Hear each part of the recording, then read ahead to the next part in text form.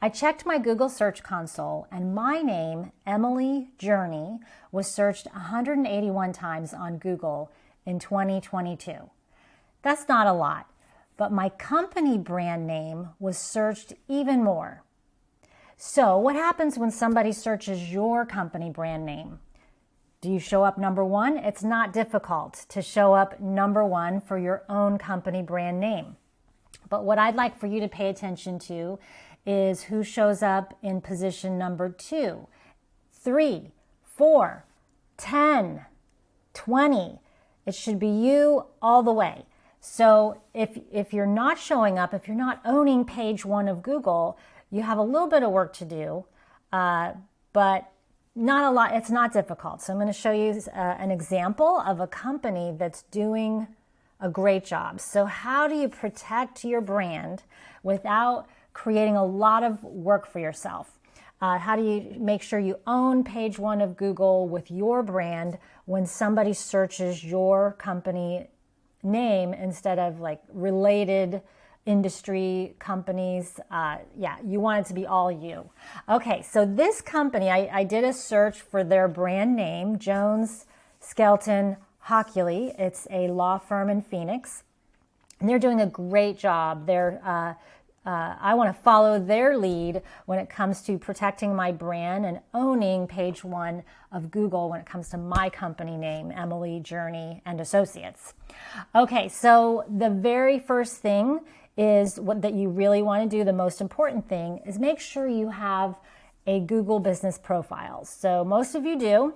But make sure it's also a complete profile. So Google Business has added a lot of features in the past year, made a lot of changes, and so your profile that used to be complete may not be complete anymore. So you want to make sure it's complete with photos, testimonials, and you also want to make sure it's accurate. So it needs to have your accurate hours. Like there's nothing worse than going to a store only to find out the hours on the Google business profile weren't accurate, or that they didn't really say if they were open on a holiday or not. So anyway, make sure it's complete and accurate, and that means putting your services on there, your products on there, making sure you're in the right category, making sure the link to your website is correct.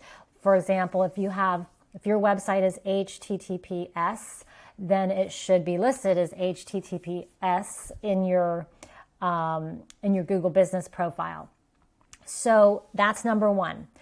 Next, so let's see what this company is, what's showing up for them, and should we do some of the same stuff? So they have images that are showing up in the results, and the way to get the images of your choice, your brand, to show up for your brand search are to correctly tag your images with alt text and title text associated with your brand. And that happens in your website. So most often. So your website manager is a great person to help you with that. And unless you're an expert with your website, then you can go in there and do that yourself. But yeah, making sure your brand name is associated with the images on your website, and that the images on your website, like for your team and for your logo, aren't just kind of like random numbers and letters, right? So you know what I'm talking about. if your website is filled with images that, the titles don't make sense because they're just a mix of letters and numbers, then that's not going to help you here. So, okay, so their number 2 result is Facebook. It's their Facebook profile. And then further down, we see LinkedIn, their LinkedIn company profile. So you may say, well, wait a sec.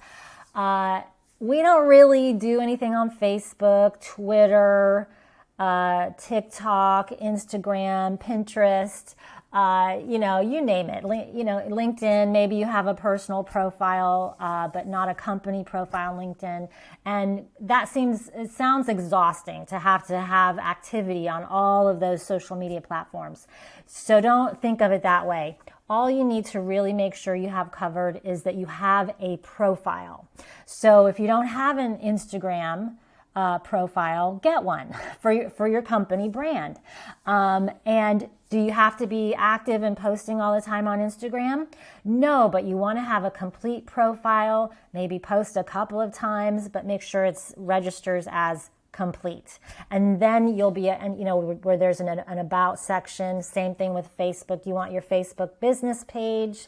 You want your LinkedIn company page. Make sure those are you've got them, that they're branded correctly, and that the profile is complete, even if you're not posting regularly. You want that online geography. So LinkedIn has come a long way in their company pages used to be kind of useless. But they've really stepped up, and now they have a lot more to offer, a lot more features, a lot more control, and ways to invite people to actually follow your company page. That didn't used to be the case. So it's worth looking at again if you kind of abandoned the LinkedIn company page several years ago. So making sure that's filled out. So your social media profiles, make sure those are filled out. Other examples include YouTube, Yelp, and there's a zillion. So get your profile complete for as many as you can think of, but especially the heavy hitters, the ones that are most popular, and that usually includes Facebook and LinkedIn by far. So and then followed by Twitter and then the other ones, so like Instagram and TikTok. Okay, then the next thing you want to look at, making sure you have profiles set up at our industry-related websites. So this being a law firm, they have profiles at industry-related websites, uslaw.org, planattorney.org. So these are superlawyers.com. They have a profile set up. Does it mean they're active? No, but this is definitely helping them really own this territory. If they have a Chamber of Commerce membership and a profile set up at their Chamber of Commerce, then that's also going to show up here. Yellow Pages profile, online Yellow Pages. So think about your industry. What industry heavy hitters should you have a profile set up? So when I think about this, I think, well, if you're a restaurant, there are probably TripAdvisor is going to be one place where you should probably have a profile set up describing your restaurant. If you are a counselor or a psychotherapist of any kind, there are I think Psychology Today has a website where there's a directory of therapists, right? So you would make sure you have a profile in that directory, even though that may not be how you get clients directly. So those are just a few examples. You want to think of those chambers of commerce and other industry type websites. Okay, so that's really it. So the other examples here, they've got their hiring profiles, so they're an employer, and so at Indeed, and they have an employer profile at Indeed. That's the kind of thing that will show up. This also indicates that they actually hire. So yeah, and then once you've taken care of that low-hanging fruit, then the next step is to start looking for opportunities to be featured in articles online. So online magazines, doing interviews. And so Crunchbase would be an example. So if they're doing any kind, so there's Yelp. But any place that you want, that you can do an interview and get featured and have your company name linked or even just named, that also has potential for showing up here on Google search for your brand. Okay, so I know what I'm going to be doing this year. I'm going to be working on protecting my brand.